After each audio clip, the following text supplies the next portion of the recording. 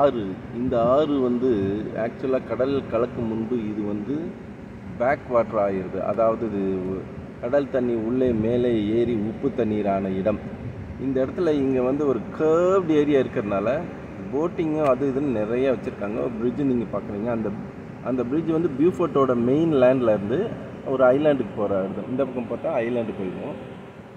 அந்த இடம் இப்போ 2 போட்டு வந்து உங்களுக்கு கிராஸ் ஆகி போகுது.